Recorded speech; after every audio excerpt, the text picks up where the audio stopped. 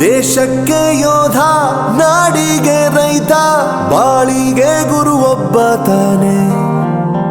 ಅಕ್ಷರ ಕಲಿಸೋ, ಅಜ್ಞಾನ ಅಳಿಸೋ, ಅವನೂನು ಅನ್ನದಾತಾನೆ.